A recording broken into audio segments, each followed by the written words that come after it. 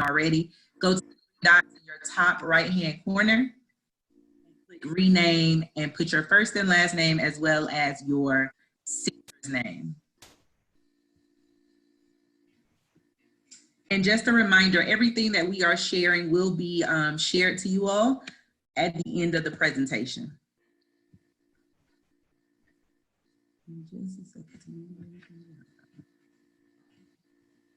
All right, now we're going to look at the Zoom portion of the presentation. So the first thing we want to go over is to make sure we talk about why Zoom and what Zoom actually offers. So we're going to go and look at why Zoom. During this difficult time with COVID-19, we want to offer instructors as much support as possible. Zoom is another virtual platform available for you to try with your students while they continue their Kumon journey at home. So just to let you know why we're even introducing this to instructors. By the end of this presentation, we want you to be able to use Zoom and Calendly, which Chrissy will be presenting, and you will be able to schedule and host virtual Kumon classes with your students. Students can actually use Zoom via an iPhone, an iPad, an Android phone or tablet, a Kindle Fire HD, a PC, or a Mac. So it's available through many different forms. And we encourage you to let families know to use a cell phone for virtual classes. And we're gonna go through some best practices and you can actually see why we are making that recommendation. So there is a media release form that Terry mentioned in the announcements that has been created by K&A that should be used prior to hosting a session with students. If your families are not coming physically into the center, this can be emailed to parents and then they can sign it and send it back to you via email, or they can simply send you a picture of the media release that they've signed. And if you have not already received this letter, again, don't worry, everything is being sent out at the end of the presentation.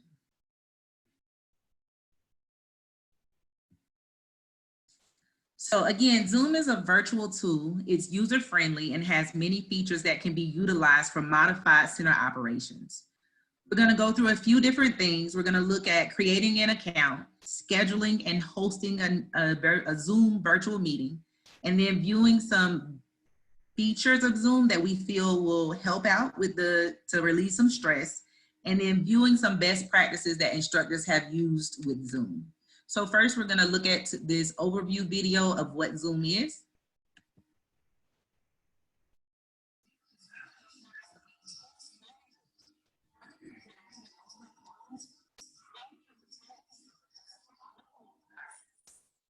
Tori, click video. What'd you say? When you share your screen, click video. Oh, did I not click video? What do we mean? I'm sorry, did I miss something? Was the screen that, was it not playing? Oh, the sound? Yeah. Got it, thank you.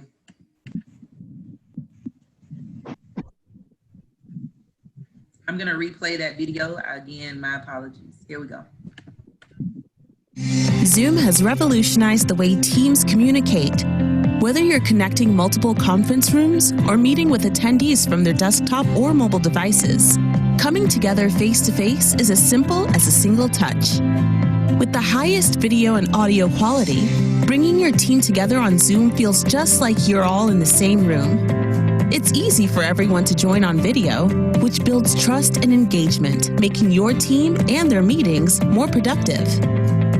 Feature-rich and simple to use, the Zoom mobile and desktop apps bring the whole experience together with built-in cross-platform group chat. Transform your communications experience with Zoom.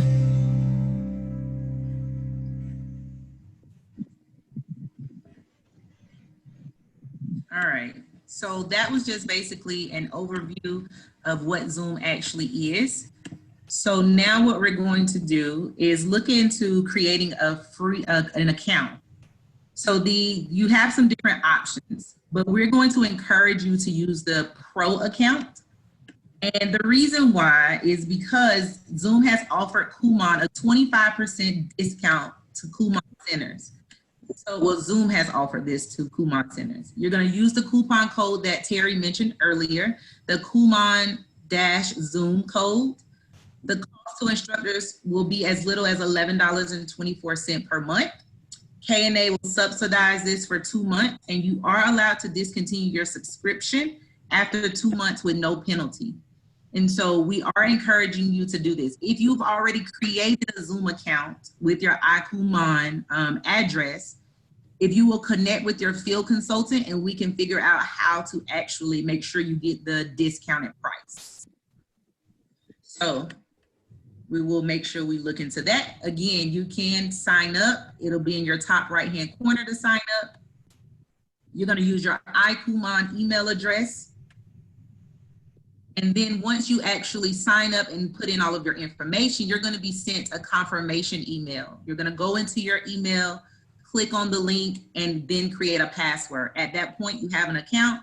The good part is you actually do not have to worry about continuously signing in. So it's also saving all of your information. So again, we're encouraging you to purchase the Pro package. The Pro package allows the instructor to host up to 100 participants. You can have unlimited one-to-one meetings if necessary. You can have unlimited number of meetings. You'll have the full online support.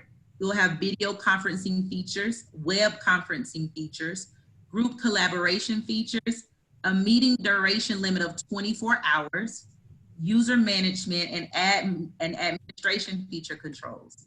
And then you'll also have 1 gigabyte of MP4.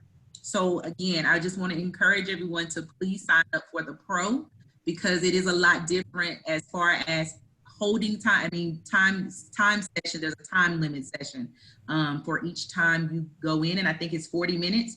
Whereas if you go with the Pro, it's unlimited. Okay. The next thing we're going to look at is, this is after you've created an account. You have an account completely set up, you're good to go. There are going to be some settings that you want to go through. And again, at the end of the session, we're actually going to, one of the documents that will be sent out is a Zoom guide. And everything that we have toggled on in our settings is also listed in this guide. And then there might be some settings in here that you actually like, that you'd like to turn on. So we're just going to look at this and it'll actually go through some of the settings that we feel are necessary during in your settings that are necessary. Okay, everyone, now we're going to go through some of our settings that we have chosen that we feel are very essential to have turned on while you are having your Zoom sessions with the students. So we're just going to go through a few. And then again, when you have a chance, please go through and look at all of the features. There may be some that you like. So you can find settings over here to the left. And the first set of settings that we're going to look at are our actual meeting. So this first one is the host video. This host video, it just makes sure that when you as an instructor, you go in, your video is actually already available. And it's the same for the participants. When the student goes in, their video is going to already be available. The next one is the audio type. This one is important. You want to make sure you have your telephone and computer audio already turned on. Therefore, if the student is joining the session via Zoom or with a laptop, it doesn't matter. So you want to make sure you have both of those selected. The next one is join before host. This just allows the participant or the student to come into the meeting before you actually arrive. So that allows that. And they are not thinking that you're not present. Even if you're not present, they can make sure that they're still there at the appropriate time. Again, more settings that you can go in and look at. The next one is the embedded password and meeting link for one-click join. This one is very crucial to me because when that invitation that we're going to discuss that goes out to the parents via email, they don't have to worry about any login information. They don't have to worry about a passcode to join the meeting. They can just simply click the link that you have provided for them and it will automatically join them into the meeting. This next one, mute participants upon entry. I think that's crucial. So when a student is actually coming into the virtual session, you don't have to worry about them talking and other students being distracted. The next one is just an upcoming meeting reminder. They just send you a notification letting you know that your meeting is about to start. This next one is play sound when participants join or leave, and I have it selected heard by the host only. First, so students aren't distracted by it. So what it does is it sounds like a doorbell, and it'll actually let you know when a student is ready to join your meeting. The next one is the co-host feature. You want to make sure you have this turned on. That's going to be used for assistants. That way you can let them handle some of the features like you're handling as the host, allow them to be able to take control and handle some things too in the classroom. The next one is to always show your meeting control bar. I think that's crucial just so you're never looking to figure out where your control bar actually went. So I like that feature. To show Zoom windows during screen share, we're gonna do some screen sharing, so that allows you to actually see all of the different screens that you have available to share with everyone that's in your meeting. So you want to make sure your screen sharing is actually toggled on. Who can share? All participants can actually share. That way, if you're working with a student with the screen share, they can share theirs also. But this one is important. The host or the instructor has to be the one to start the sharing. That way you don't have any randomness going on your virtual session. The annotation and the whiteboard are very important. This annotation allows you or the participant to actually annotate. So they can add information to the whiteboard, they can draw on the whiteboard, all of those things. So at that point, of course, you want to make sure your whiteboard is turned on. For remote control, during screen sharing, the person who is sharing can allow others to control the shared content. So that means you can give it to an assistant to allow them to control if you need them to be able to take over. Nonverbal feedback is also for the participant. This basically allows them to give you cues as far as there's a raise your hand notification. There's also a reactions tab that they can use, like giving you a thumbs up. But the raise your hand tab, I feel, is the most important one, because that way, even if you're not directly working with that student at the time, you can receive a notification that they need some type of guidance. The next one, the break room, the breakout room is probably my favorite. This allows you to create breakout rooms and separate them into smaller rooms. So start giving that some thought about what type of breakout rooms you like, because that is a feature that we're going to review. And then this one, I like this checkbox because it allows the host to pre-assign students or participants to a breakout room when you're actually scheduling them. And we'll see that today also. More features for you to go back and look at. You may like these features, so please take the time to look into them.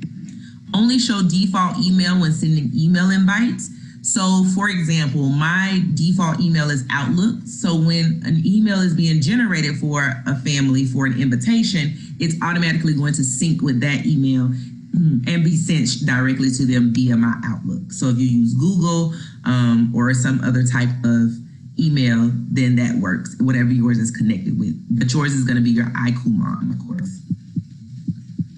The waiting room, I also like this. The waiting room, it basically says when a student clicks on that link for them to join your meeting or your session, they are waiting for you in a waiting room. And basically, I like this because if you or an assistant at the time is working with 2 students and maybe you're running a little bit behind, that student is waiting on you in the waiting room and they can't automatically join your session, and then you have 3 students. So I like that. So all participants can go to the waiting room. You can also customize it, and I just wrote in mine, please wait, Ms. Tori will be with you soon. You have the option of adding a logo or a picture there, so please look into that also. The next one is just some email notification. When a cloud recording is available, meaning when you're done recording your session and it's actually available for you to actually view. When a meeting is canceled, I think is good. So that way, if you're in the middle of virtual sessions and you're expecting a student, you'll get that email notification letting you know that the parent or the student canceled it. So that way you're not waiting on the student. When someone scheduled a meeting for a host, so this just lets you know that something has been scheduled, rescheduled, or canceled. You could possibly even have an assistant doing this so you can receive those notifications. When the cloud recording is going to be permanently deleted from your trash, let's just say they only stay in for 7 days. So after you've had a recording, if you haven't had a chance to save it to a local file or put it on a flash drive, you get that notification just for that reminder. And then the last one is the invitation email, which I really, really like. You can choose the language, that's the primary language for your family, for that invitation email to be sent out to them. So, and those are the different options that we have for that. So I believe that is all of the settings for the actual meeting room. Now let's go and look at the settings for the recording. The recording is you actually recording the session. So local recordings, this just allows you and the participants to record the meeting to a local file. That's what we were just discussing. So you can save it to a flash drive or on your laptop. Cloud recording, this just allows the host to record and save the actual meeting itself. You can record you being an active speaker with a shared screen. You can record on an audio file only if you want. You can save the chat messages. So this is just all of the types of things that can happen during the recording. I don't have anything else that is toggled on here. So please, when you get a chance, look through. There may be something you want to add. And as far as the telephone is concerned, the telephone one, I'm not going to go through those settings because we want our students to actually join the meeting virtual. Telephone is as if they were actually picking up the cell phone to talk to you instead of it being video chat. So we won't go through those. So those are the main settings that you want to make sure you have available and already toggled on before your session starts. All right, so just a reminder, all of these settings are going to be in the Zoom guide in case you have questions. And again, I'm just encouraging you to please make sure you have the opportunity to go through and look at the settings yourself, because some of the settings you may or may not like, and then there are other settings, and we're pretty sure that once you have that opportunity to actually look at the settings, you'll find more of them that you like. We're gonna keep going. Okay, everyone, now. All right, so you do not have to have someone scheduled to host a meeting. So if they have access to your Zoom link or your personal meeting ID, they can join a meeting with you at any point. So both of these can be found in your settings under the profile. However, I am going to strongly encourage you to schedule students to avoid randomness. So for the sake of this presentation, we're going to view this as if we are actually setting up an appointment, and then you can decide how you'd like to go about it. Okay, now we're going to look into actually scheduling a meeting. You can find scheduling a meeting here. You want to click on this. You'll get this box for edited information. And so my topic is actually going to be, I'm going to close this out. My topic is going to be my student's name. For today, my student's name is Ivy Jones. And just to let you know, this is going to be Chrissy's son, and you'll understand why I need a parent in just a few minutes. For the description, I am going to go ahead and put in the set that the student will be doing. Let's say the student is in reading, EL student doing set 121. We're going to schedule this meeting for Monday for 1 p.m. That's what works best for the family due to scheduling. The duration, the student only does one subject, so we're going to change this to actually 30 minutes. Make sure your time zone is correct. Then we want to look here. You can make this a recurring meeting if you know every single Monday until we're done being quarantined that you're going to meet with this student on Monday at 1 o'clock. In this case, due to the family schedule, the Ivy has a sibling. My apology. Ivy has a sibling, so whatever works best for the family is what we're doing. So we won't make this recurring. We don't want to make registration required. We want the meeting ID to generate automatically. Reason why is because every single time you create a new session, a new meeting ID will be generated. Because if you go with this personal ID, anybody that has that personal ID at any given point can go in and use that personal ID and join your session. You don't want that. You don't want a meeting password required. You want to make sure the video is available for the host and the participant. Remember, you want to make sure the audio is turned to both in case the student is using a cell phone, a laptop, or a tablet. And then we want to go down and look at the meeting options. These are the ones that I like. Allowing the participant to join before the host, just in case the host is running behind, still finishing up, or chatting with a parent, maybe even. Mute participants upon entry. This just eliminates distractions, I believe. Enable a waiting room. Again, if you as a host or the instructor are finishing up something, students can still click and join the meeting. They're just waiting in a holding spot in a waiting room. And then the other one that I want to click is breakout room pre-assignment. So that way these breakout rooms, remember I asked you to be thinking about them when we set it up in the settings. What type of breakout rooms will we actually want, right? So thinking about the normal classroom setup. My first room where I think about would definitely be an EL classroom. My second one, I'm going to add a second one, would probably be where you see you have to click on it, hover over it to edit, would be a PI classroom. And now I have my 2 classrooms. Again, Ivy is an EL student, so I'm going to go back to EL, add participant. It has to be an email address. That's why I said this is going to be Chrissy's son.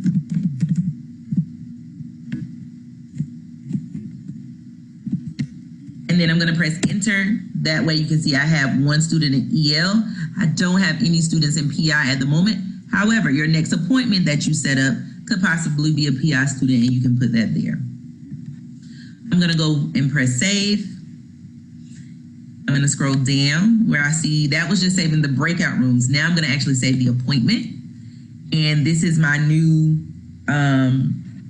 setup. So here, this is when we were talking about you can actually add it to your calendar. I can add this to an Outlook calendar, open the meeting here, and this is what it looks like, and I can save it to my actual calendar. So I'm going to save it and close it. Now it's been input on my Outlook calendar. I'm going to scroll down. This is actually the URL code that Chrissy will see in her email when she goes in as a parent that she'll just have to click on. So I'm going to go to copy invitation. Okay. Scroll down, copy meeting invitation. And so now it's completely copied. And now what I can do is I can go in, I can exit out of this now.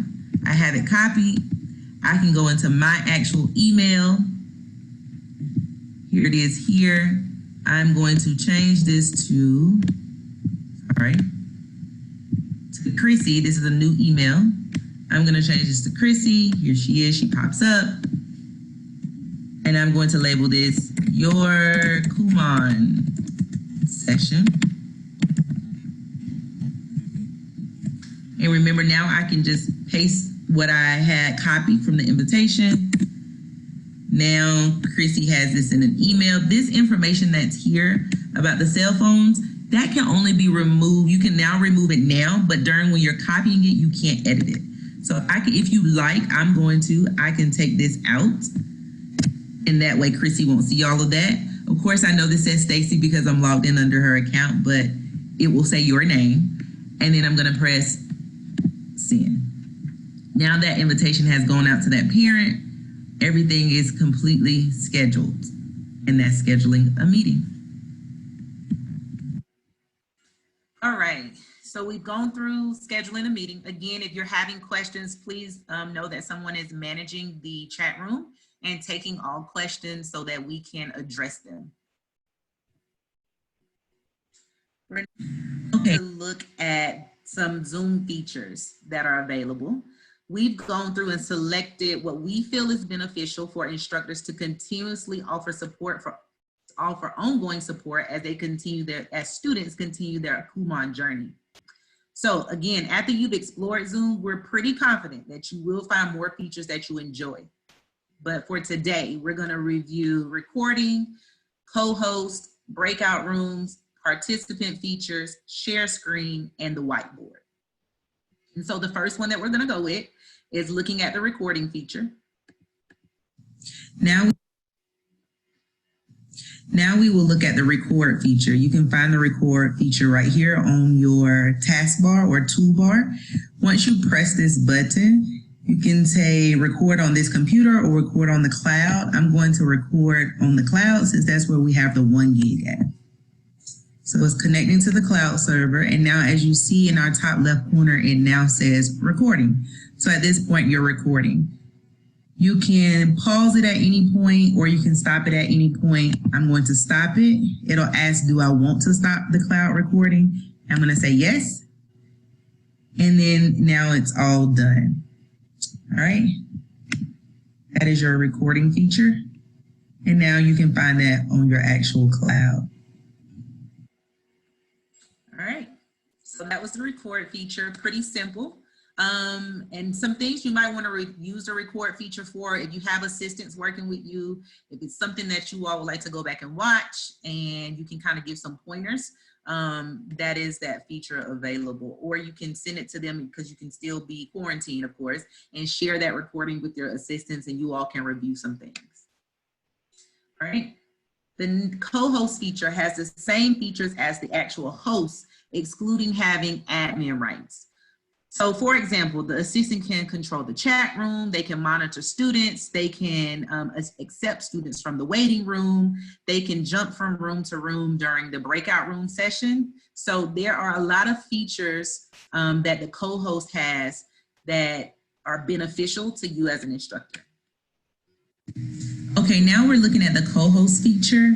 With the co-host feature, remember that's something that you're actually going to use for your assistants.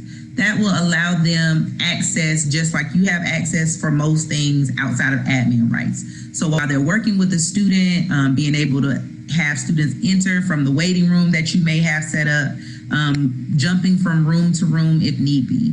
So the way you do that is manage participants here. You'll have a list of names. I'm actually going to make Chrissy my co-host, and it says make co-host. So I do that. It'll ask, do you want to make Chrissy read the co-host of this meeting? I'll say yes. And now she has it labeled next to her name, and now she has some of the same controls as I do. When you're done, this will probably stay on for the duration of your class time as long as your assistant is available. But for any reason that you need to take them off from being a co-host, click more, withdraw co-host permission, and as you can see, the label is gone, and that's it. And I'm actually just gonna move this box to the side. All right. All right, so the co-host feature is one of my favorites, and I think you're going to see why once we get to the breakout room session, but that is definitely one of my favorites outside of the breakout room. So next we're gonna look at. So the breakout room feature allows instructors to have some organization similar to your normal class structure. The host or the instructor can pre-assign students or place them as they're entering the meeting. So earlier we saw actually pre-assigning the breakout rooms. You do have the option of creating the breakout room once you're actually in the session. The host or the co-host is allowed to move from room to room as they see fit for observation. So now we will view the setup for this. Sorry. So next we're gonna look at the breakout room feature. You can find it at the bottom of your toolbar here. So you wanna select breakout rooms, decide how many rooms you want. I'm actually going to have 3 because I'm thinking I could have 1 for EL, 1 for PI, 1 for Q&A. And my regular room where everybody is located will continuously operate as my main classroom. And I'm gonna leave this select manually. Manually means that I will decide where the participants go. If you click automatically, that means that Zoom itself will shuffle the participants where they see fit, and then you'll have to move them.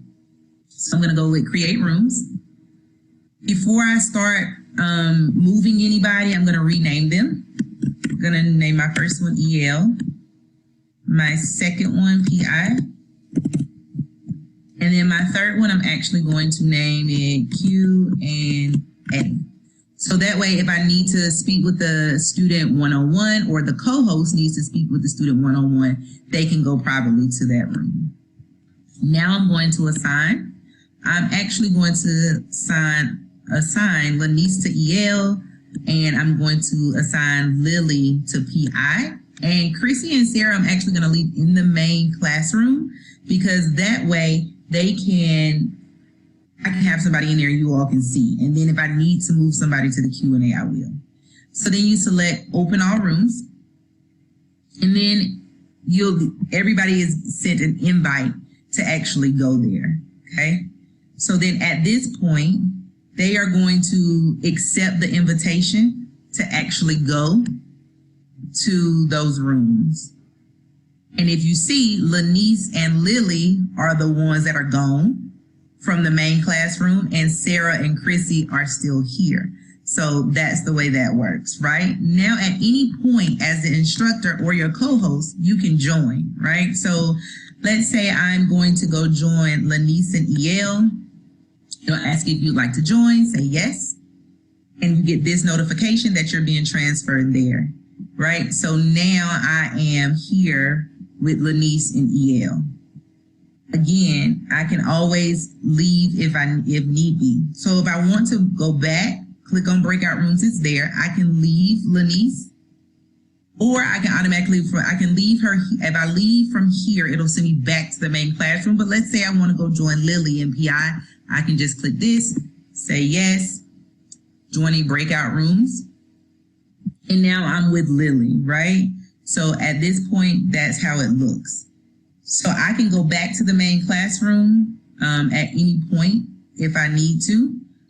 So that's the way that this works.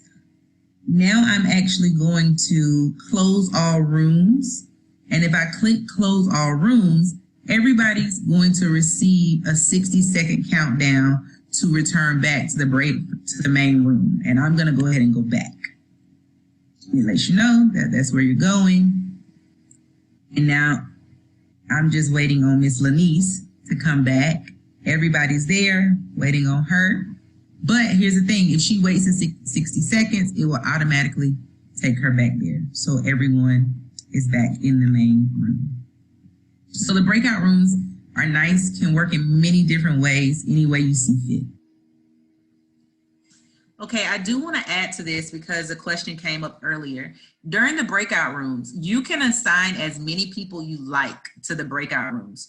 So if you have, let's say, 6 students and it's a mixture of main classroom and EL students, if you want to, and 2 of the students are EL, you can easily move those 2 EL students to an EL breakout room and leave the other 6. Or you can make them all private rooms. However you see fit, you can have up to 100 participants, and you can organize them in any way you like. So now the participant, which is going to be your students, have some features that will be of value for the host or the co-host. In the chat box, students have the option of raising their hand, which I see some of you have already used, with an instant notification to the host or the co-host. Once the student's questions have been answered, they can simply lower their hand. There's also an option for the participant or the student to give a brief reaction to the host or the co-host. And the instructor can also receive nonverbal cues from the student. So now we're going to look at some of those features. Now we're looking at the participant features. I am now a participant in this session. So down here, you go to participants. It says me next to it, so that's who I am. For a student, a good feature is to raise your hand, so I can raise my hand, and now the host or the instructor or your co-host has just received a notification that I have my hand raised. When my assistant or instructor has answered my question, I can click raise your hand again, and now that notification next to my name is gone. So that is one feature that's nice. Another feature is here with reactions. If you ask a student a question, they can give you a thumbs up. You can ask them if they're okay. They can give you a thumbs up, and the instructor and the co-host see that on their screen briefly. And then after a few seconds, it will actually leave, and you'll get to see it leave in just a moment. There it goes, and it's gone. All right, so those are the main features for a participant. All right, so those were the participant features. Just so you know, I think those are the main ones that are great for the student to use during your actual class sessions. All right, so now I'm going to look at the share screen feature, which is what we're doing right now, how we've been able to switch back and forth and share our screens with you all. The next feature we are going to look at is the screen share. So the screen share basically allows whatever's happening on your screen for your student or your participants to actually see it. So you press screen share, share screen. One of the things you want to make sure your share computer sound is on, just in case there's, anything coming from your computer that they need to be able to hear. So when I open this window, these are all of my different windows that are actually available that I can share with the participants. So I can, for example, if I wanted to share my Zoom screen, I click it and click share. At that point, you receive the notification that you are sharing this screen, and you can stop share, or let's say you want to share another one. You can do a new share. This should stay on, but also always make sure you're sharing your computer sound is on. And in a minute, we're actually going to do the whiteboard. I'm going to show you how the whiteboard works, but that's one that you can share with them. All right, so these are the different windows that I actually have open. So any window that you have open, you can actually share with your participants. Okay. So I'm going to go back to share. And at that point, now I'm done sharing with them. So when you're finished, just press stop share and you get your regular screen back. So I do want to address, because this is what happened early on in my presentation when I was playing the video, but you all could not hear it. Guess what? I forgot to press share computer sound or computer audio in my share screen. So that's a very crucial check mark to make sure that the participants and the students can, if you have any sound that you're sharing, that they can actually hear it. For example, you may be going through a sound video with them. You want to make sure the sound's turned on. If you are, any type of audio you want them to be able to hear. So the next is the whiteboard. The whiteboard feature will allow you to share a whiteboard that you and other participants, it can also be one-on-one, can actually annotate on. After you share your screen, you get the whiteboard annotation controls that will display. And if you don't see the annotation tools, make sure they are selected in your settings, which is what we went through earlier. So for the whiteboard, a couple of things that I've thought about where you could use it. You'll see an example where maybe showing a student the correct letter stroke, maybe showing a student how to work out a math problem. Any type of instruction of how you would probably help a student in class, you can use the whiteboard for that.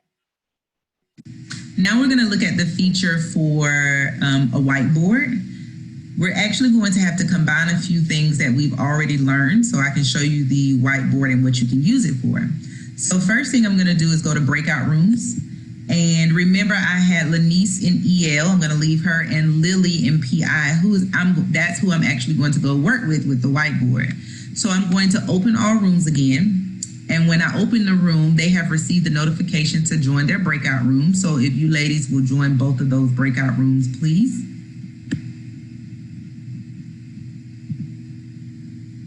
And I'm just waiting. Yes. So as you can see, they have both joined the room. So the only person in the main classroom is myself, and Sarah is here. Okay, now what I'm going to do is I'm going to go join Lily in PI. So press join. It'll ask me if I press join. My apologies. It'll say yes. And now you get this notification that that's where I'm going. And so now I am in the room with Lily. And so now I want to share my whiteboard. So I'm going to go to share screen here. I'm going to choose whiteboard. And here I'm going to turn my computer sound on. Just always have it available and on so you don't have to worry about it. And I'm going to click share here in the corner. Now I am sharing a whiteboard with Lily. Lily can actually see this whiteboard. And Lily was having difficulty from my observations that she was drawing her letter F in the wrong stroke order. She was actually doing it this way. And so now I'm showing Lily the correct way to do it this way. Okay, so it can be a little bit difficult when you're using your mouse. So if you do have touch screens, it's a lot better. And that actually is not me writing. That's actually Lily that's writing her stroke letter back to me. So you can see that now basically what happens is there's a view option screen, and she's going to press annotate, and she gets this same exact screen at the top like I have. So again, On the participant side, they will have an option up there where it says they are viewing the screen. It says view options. They're going to do a drop down arrow and click annotate, and now they have the same screen as me. Again, just one more time to clarify, for the participant to get this bar, at the top of their screen, they see something that says view options. They're going to click it as a drop down arrow, go to annotate, and when they annotate, they get this bar. Okay, so now that Lily and myself are done, I can clear all of the I can save this if I need to. I can clear my drawings or all drawings. I'm going to clear all, and I'm going to exit this. And now I can stop sharing my screen with Lily now that I have corrected her stroke order. So that's an example of the whiteboard. All right, so I hope that you all were able to see some things as far as what you like for the whiteboard and how you can utilize it. And if you need any help with thinking of ideas, please just let us know. If you need help thinking about how to actually use it. I hope that was a great help, because now what we're gonna do is just do an overview of a summary of some of the things that we looked at today, and then we'll go into some best practices as far as helping the families at home and you all having a smooth virtual classroom. In just a few minutes, learn how to use Zoom to teach an online lesson. As course instructor, all you'll need is a free Zoom account, which you can find at zoom.us. You do need a microphone and a webcam, but these might be built into whatever device you're using. As the course instructor, I definitely recommend a headset microphone for better quality. Once you've registered, go to My Account, and then schedule a meeting. This is where you can customize your meeting or lesson.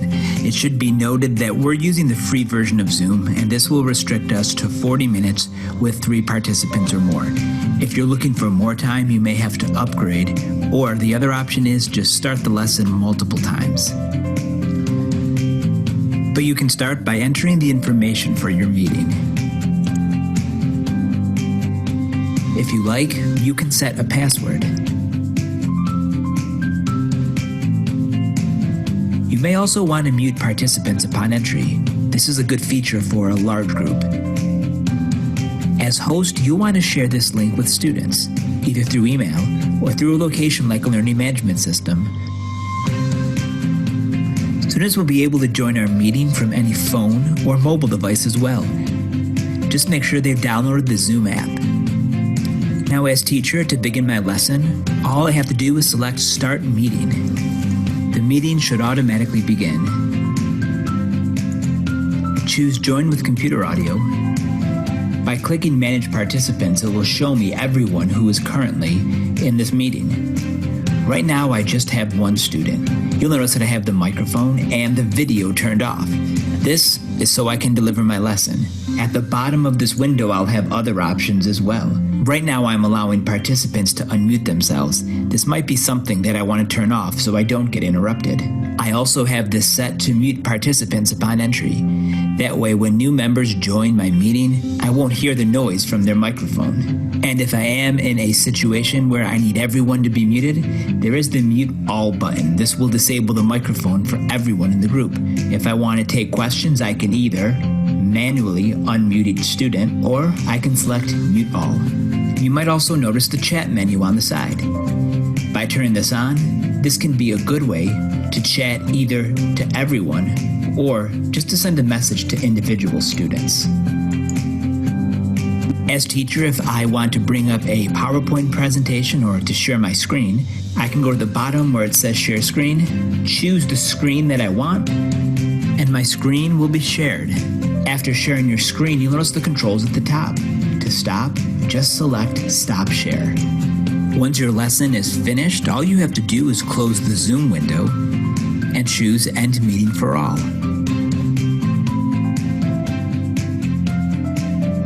So that was a crash course in using Zoom to teach an online class. So to summarize, what you'll need to do is go to zoom.us to create an account. Schedule a meeting. Share the link to that meeting with participants. And use use some of the tools that we discussed to hold your online class. All right, so I hope that was also helpful. That was a very, very crunch of everything that we reviewed for the most part. So again, I hope that if you're going to use this tool, that you take advantage of the features, because I believe they're really, really good features to try and implement. So now what we're going to do is go through and look at some best practices. Sorry. All right. So remember that the setup for we don't want to encourage parents or make them feel like they have to go and purchase anything or spend money to accommodate this virtual learning. So we want to provide them with many alternative ways to make their Kumon at home time hassle-free. So we're going to look at the best practices for their setup, as well as look at some videos that are available.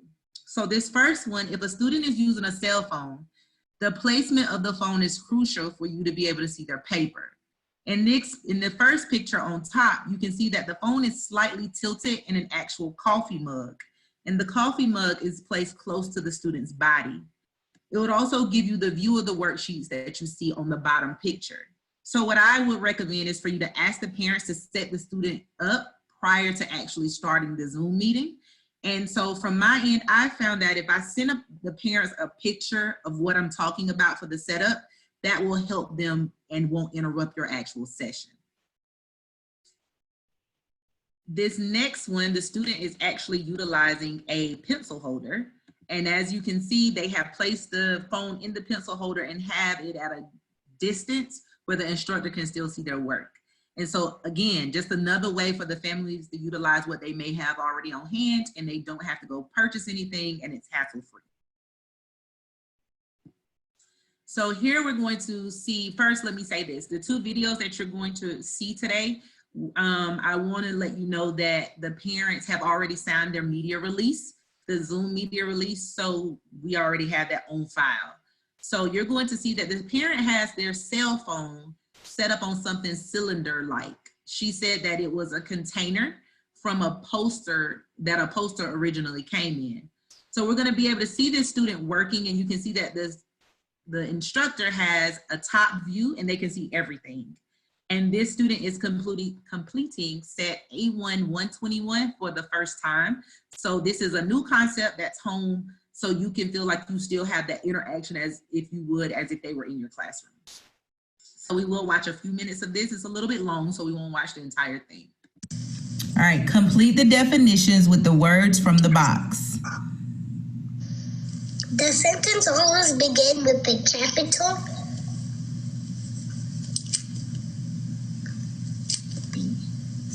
You see the words down there at the bottom? And the box, so you can see how to spell it?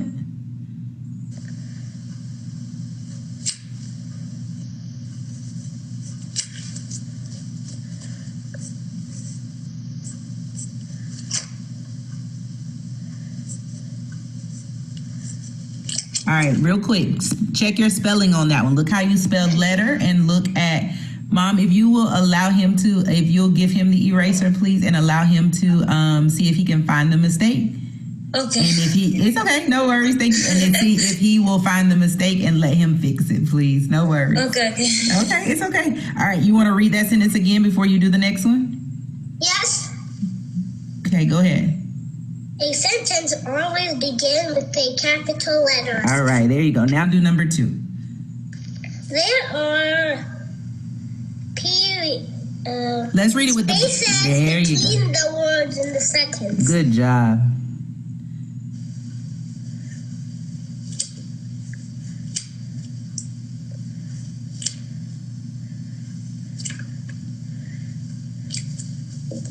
All right, you want to do the next one? Keep going.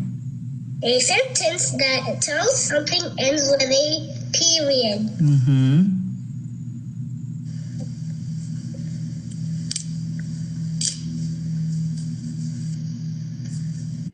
All right, so I hope that you can see that was just for the purposes of you being able to actually see the view that you will have and how the parent was set up.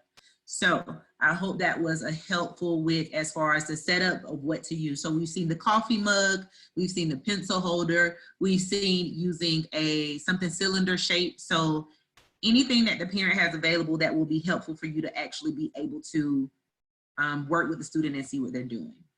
So that's why we feel like the mobile device is nice, because it helps you see their actual view. The next one that we're going to review is the student actually using a computer. So it'll be difficult to see their paper. Therefore, having the set available in front of you as the instructor or your assistant is going to be very crucial. So please have the students read aloud to you for reading, and they can call out their answers for you for math. So in this video, the student is completing set B1 131 for the first time. And again, this is all about the view that you have with the student, and if they completed the set via a cell phone or a laptop. So here we go. All right, love, so let's go. So you already wrote your name? Yes. All right, did you write your start time? No. All right, Miss Tori's gonna time you. Do you have a timer at home, or I can time you on my phone? You want me to do it? I can do it on my phone. Okay, mommy's gonna do it for you. So write your start time, and if you'll just read out loud for Miss Tori, so when you're reading the passage, I can hear you, okay? Okay. Once there was a merchant who had a beautiful daughter. She was as lovely and kind as she was beautiful. Everyone called her Beauty. Whenever her father went away on trips, he would bring his daughter back something special. Oh, Father, said Beauty one day, next time you go away, would you bring me back a rose? When his business in the city was finished, the merchant needed a place to rest for the night. All right, it's the middle one. No, that's actually 39 seconds. Yeah, so it's the middle one, yeah. Okay. Next page. All right, Mom, you got to reset? All right, so as you can see, you actually cannot see the student's paper. So again, you have to make sure they are reading aloud everything for you. So that's why we are recommending, if possible, that the parent actually uses a cell phone so they can set up and you can actually see the paper, and they don't have to read everything aloud to you. So this student, I had to go through his entire set for reading and math with him actually reading it aloud. And when we got to the math, he was actually calling out his answers to me. Okay, so I hope that these best practices have helped you. I hope that Zoom in general, you get an overview of the recommendation that we're giving of why you should use Zoom. And hopefully you can utilize some of those features. And the next thing I'm going to do is actually give it over to Chrissy, because she's going to go over Calendly, which is the actual another scheduling piece if you don't schedule through Zoom and you can connect the two. So I'm now going to allow Chrissy to take over. Chrissy.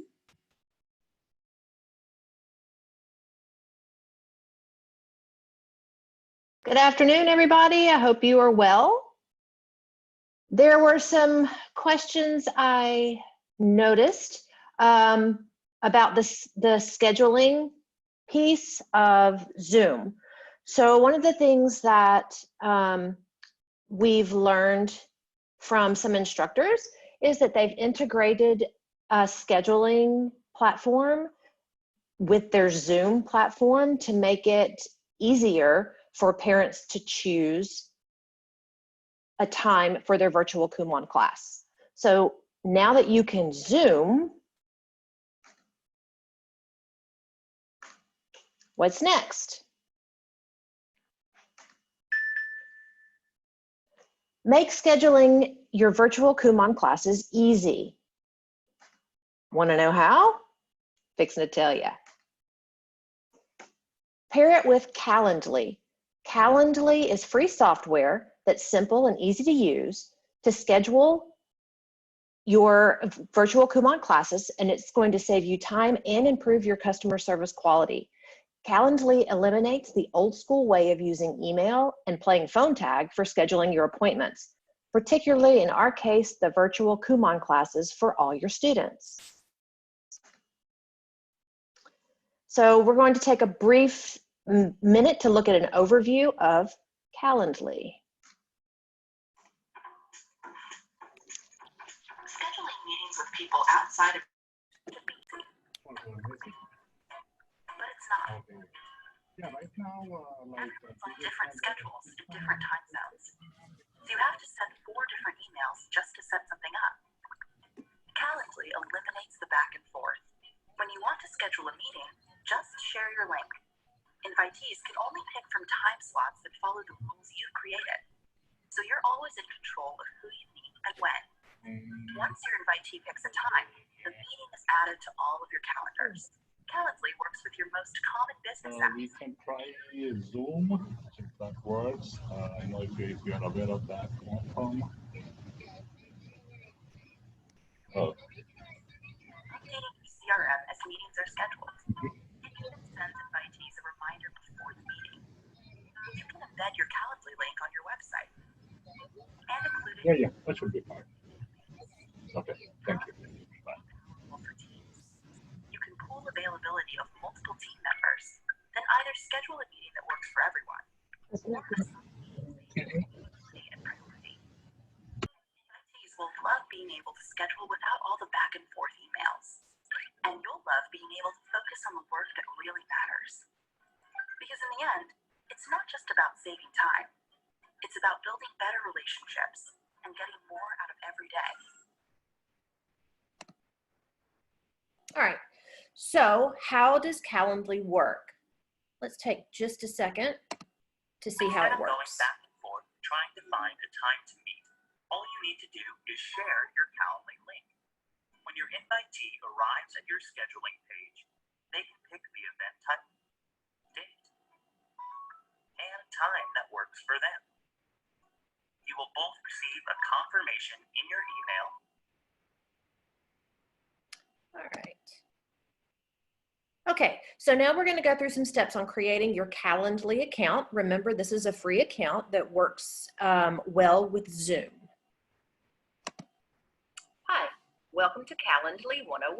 My name is Chrissy, and I will be your tour guide as we navigate an easy way to schedule your virtual Kumon classes using Zoom and Calendly. First, click on your browser of choice.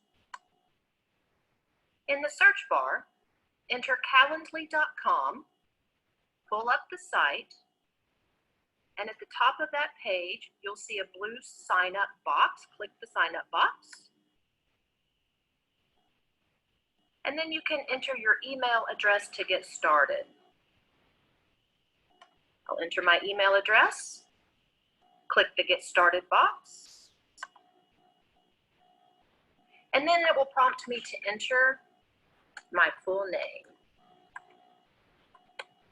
And I'm going to choose a password that I can remember and click Continue.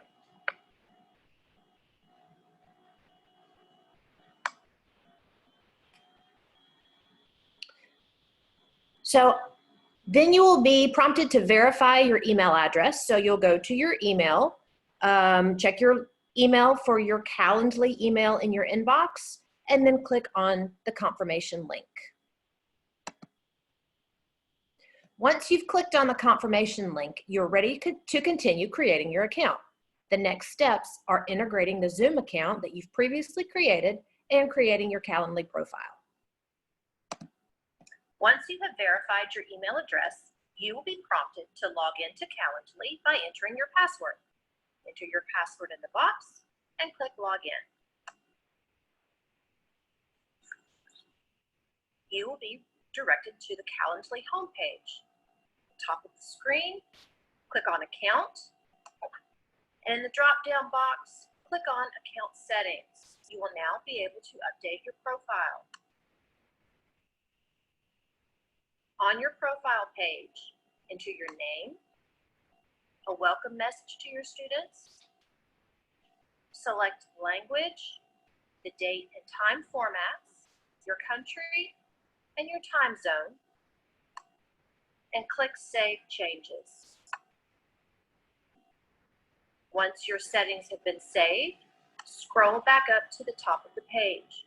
You are now ready to integrate your Calendly account with your Zoom account. Integrating Calendly and Zoom makes scheduling and delivering virtual Kumon classes easy. When you choose Zoom as your event location in Calendly, you automatically generate a Zoom video conference link that is sent to your students. Click Integrations. Scroll down until you see the Zoom icon. Click on the Zoom icon.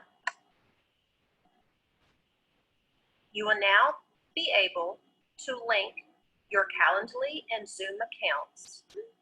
Click Connect Zoom.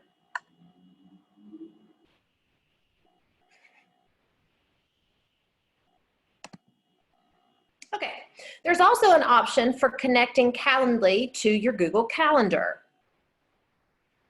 If you signed up using a Google, Office 365, or Outlook.com email address, Calendly has already connected your calendar for you. To confirm that Calendly is checking the correct calendar for conflicts and adding new events into your desired calendar, visit your calendar connection page. Access the drop-down menu by clicking on your personal scheduling link on the top right corner of your page and select Calendar Connection.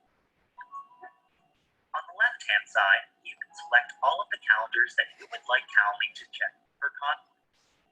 This means that if you have a busy event in any selected calendar, Calendly will see you as unavailable and remove any times on your scheduling page that would conflict.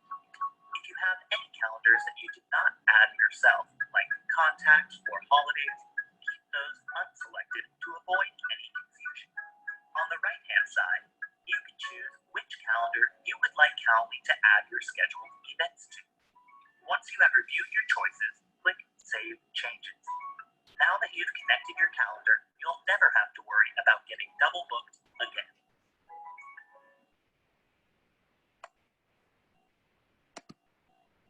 So that's a helpful feature for using your current Google Calendar so you won't miss an appointment.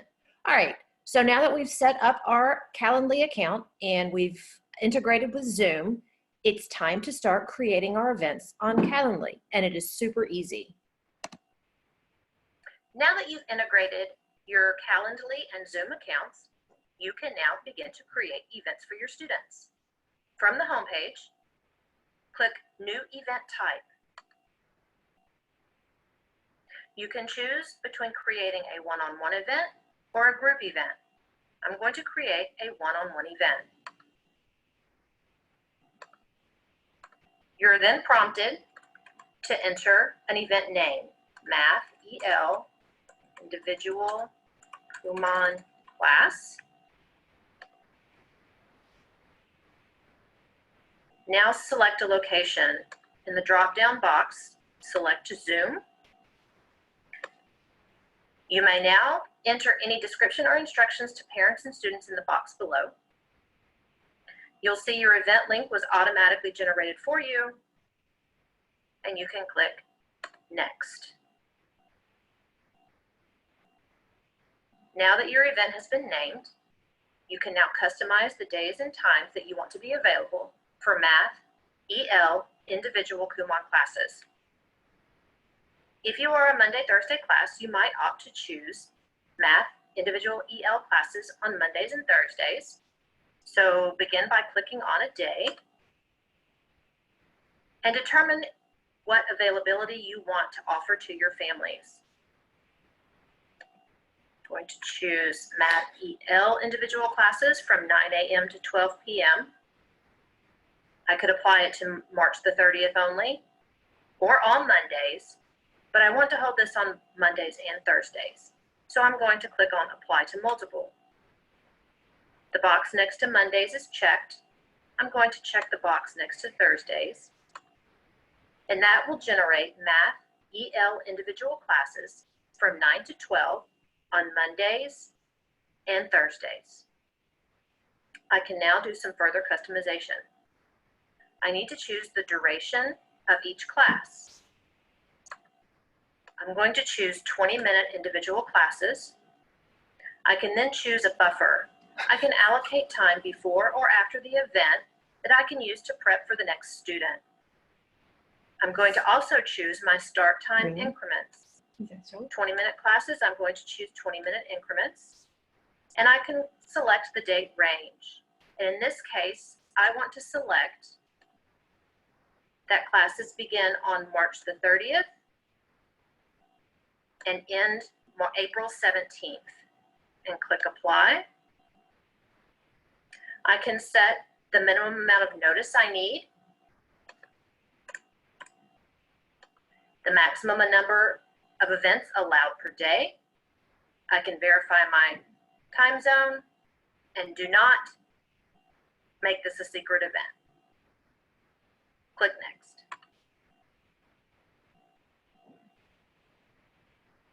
So now my name is customized. My days and times are customized, and I have some additional options. I'm going to go to notifications and cancellation policy and ensure that calendar invitations are the default. I'm going to toggle on email reminders, and I'm going to toggle on text reminders and click save and close. My event is now live. Okay, so that's really easy to be able to create an event based on your need in your center. So once you've created your events, you need to give access to your students and allow students and parents to be able to sign up for your Kumon virtual classes. Once you've created your events for your students, you can now share those links with the families. From the home page, click Account. In the drop-down box, you'll click on Share Your Link. You can click on Copy Your Link, which will copy the link to the clipboard, and then you can now go to your email, the email in which you're going to send to your parents, and paste that link in the email and send that email to your parents, and your parents will be able to choose the appropriate event for their student.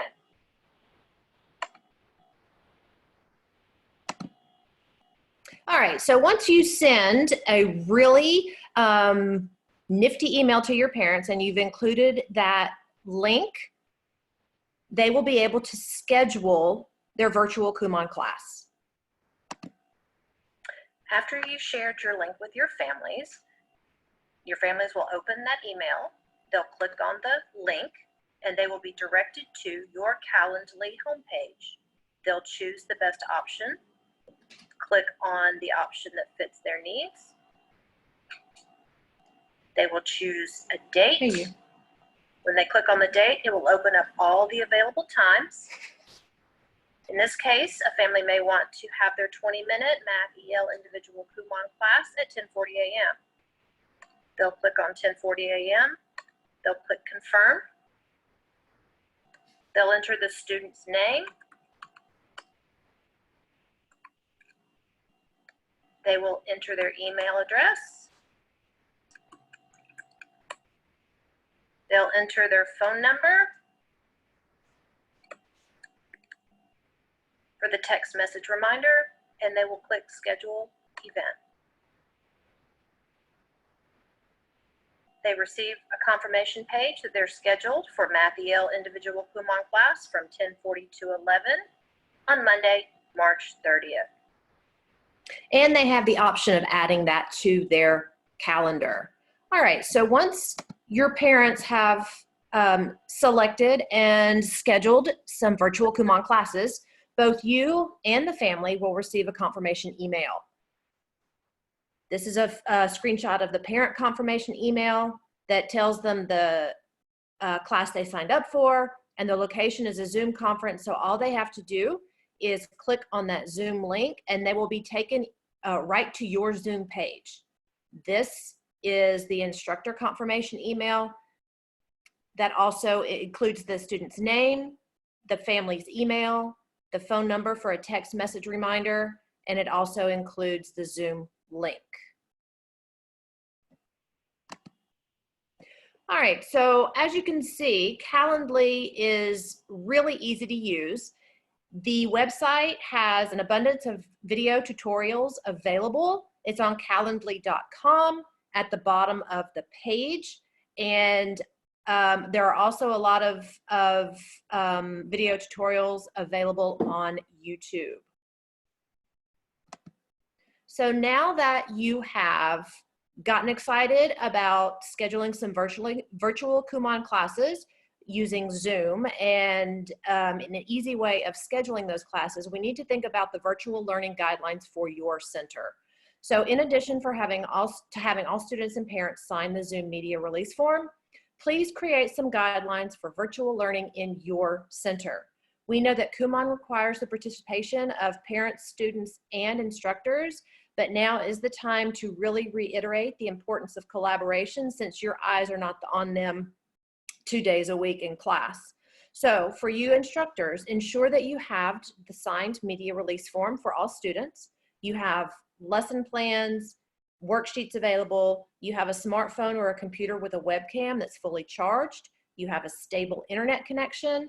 And before you schedule your first virtual learning, practice Zoom on family, on friends. Now that everybody's in quarantine, we're all looking for something to do. And also practice scheduling events with Calendly. The more you play around with these two platforms, the easier it's gonna be. For students, we need to remind students to be doing their homework daily, to work in a quiet place free from distractions, have a stable internet connection and a fully charged smartphone, and always have sharpened pencils and an eraser with their Kumon work.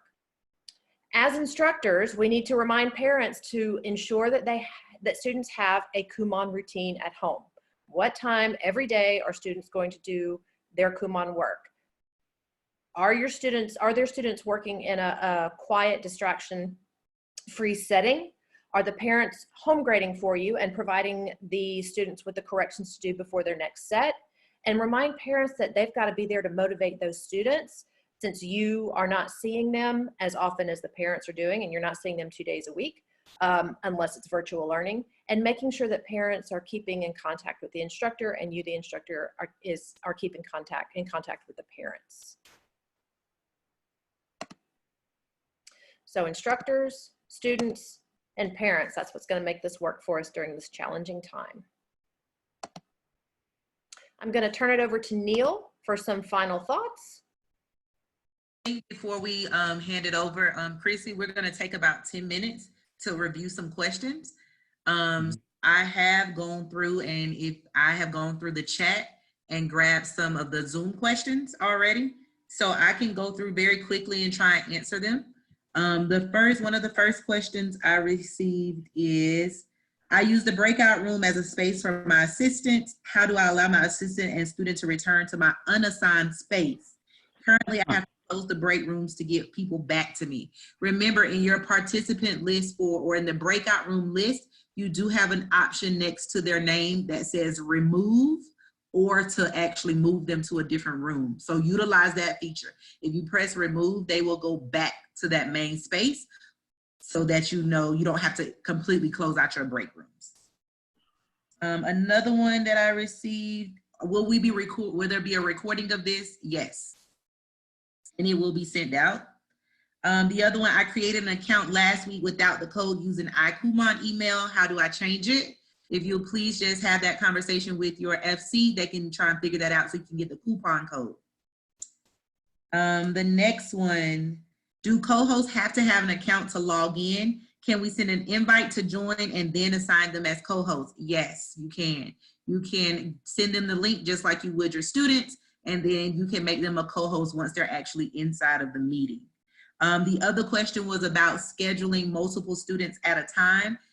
You can. Remember when we were going through the Zoom one, I put in Ivy Jones. You can just put in the date of your class. You can share that invitation with multiple people so that they all have the same link. So you don't have to go and individually do each one if you're not linking it with Calendly.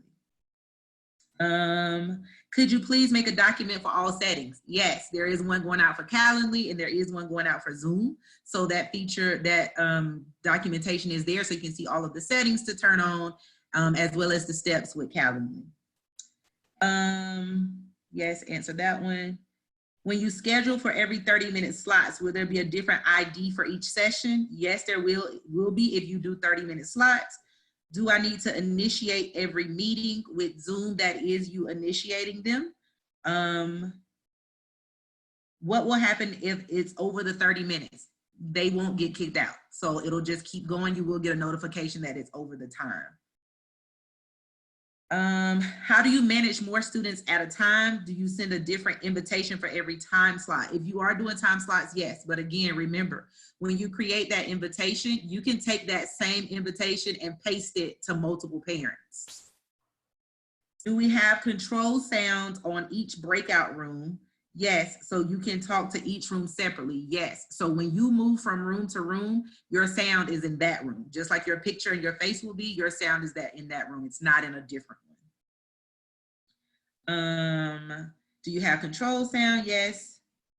I don't see how this can work with multiple students at one time since everyone is working on different sets.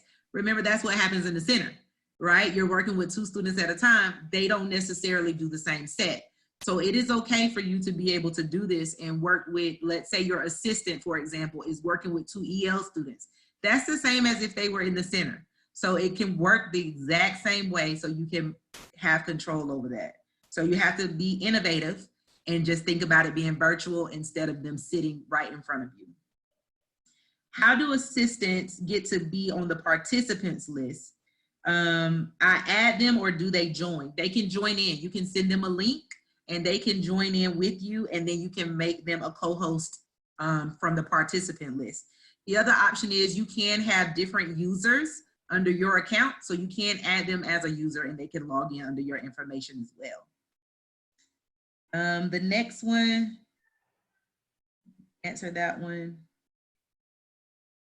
Does everyone hear when the host is talking? What if I want to explain something to just one student? If that's the case, again, if you're working with 2 EL students or 2 students at a time, remember that's what happens in the center anyway, if you have to answer a question.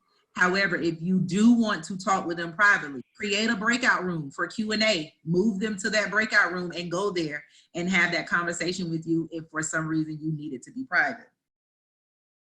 Can we voluntarily turn off audio for some participants? Yes, that's what we've been doing this whole time, turning on and off your audio. So that is available. I think it's available under the participant list, I believe. And you can mute all, or you can allow participants to unmute themselves. So you do have that option. Yep, answer that.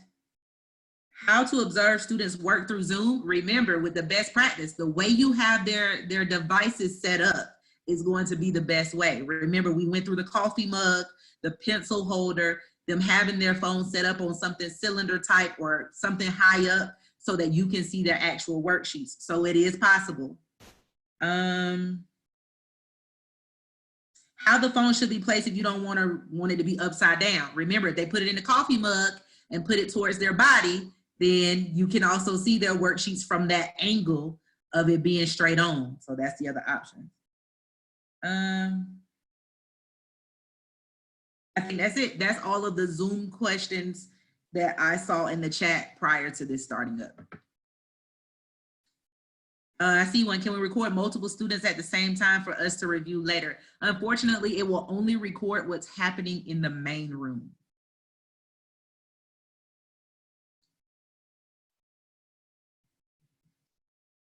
So one thing I forgot to mention on Calendly really quickly before I turn it over to Neil is that you have the ability to create a one-on-one event, but you can also create a group event. So you can have more than one student sign up for a slot. So if you wanted to do a breakout room with upper level math students, you can offer up to 5 or up to 27, whatever works for you, slots to be able to schedule more than one student at a time. Or if you wanted to schedule 2 EL students at a time, you could put an availability of two slots. So I do want to chime in there just before, this is my last statement about it. I saw somebody say they're not confident. The parent does need to have some good internet, quality internet, of course. But the other thing is, try it out with your, like Chrissy was saying. That's what we've done. That's how we did this tutorial, was just getting some different people in on the session, trying it out, playing around with it. So even if you start with just 2 students at a time, schedule 2 students after you've had a chance to play with it, schedule 2 students and go about it that way. And then I'm all done. So Chrissy, if you have anything else and you want to give it to Neil. Hey, Tori, can you answer the question about recording multiple students at the same time to review later? Yeah, so unfortunately it will only record your main room. So what I would suggest is, what you can do is that the student that you want to record, or students that you know you want to see, make sure they stay in the main room and move everybody else, if you see what I'm saying. So if you move everybody else to a different room, then what's happening in that main room is what's being recorded. So I would leave the kids that you know you want to see in the main room and move everybody else.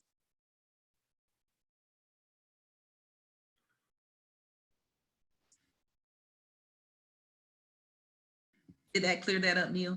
Yeah, it does. Thank you. All right, guys. Thank you very much. Please give a round of applause for Terry, Tori, and Chrissy today for presenting for us. Thank you so much. You know, I think you can actually give a round of applause there on your thing. See, I'm giving a round of applause. So great job, everybody. Thank you for your time. I know this was an additional responsibility for you today to come on and do this for the Dallas and Houston branch. So we greatly appreciate it. Thank you. Guys, thank you for taking time today to attend our session concerning Zoom and Calendly. If you have questions today that were not answered, I'd ask that you please follow up with your branch, specifically with your field consultant, with any questions that you didn't feel like were answered. Just note that this, when we think about the opportunity that Zoom offers us, it allows us to bring value to the parents while they're at home solving our worksheets. So it's really important that we have that proactive and planned communication with our families to help maintain that and bring that additional value to the customers. So if you have questions, or if you're thinking about using something, if you're not using Zoom and you're not still familiar with Zoom, please reach out to us. But in the meantime, please still be working to proactively reach out to your customers. And then we will reach out to us, and we'll be happy to do virtual sessions with you to make you feel more comfortable with how to use it, or whatever questions we can answer. So thank you again today. You'll have a great day. You'll have a great weekend. Stay safe. Stay home for a lot of us, and stay healthy. So you have a great day, and thank you.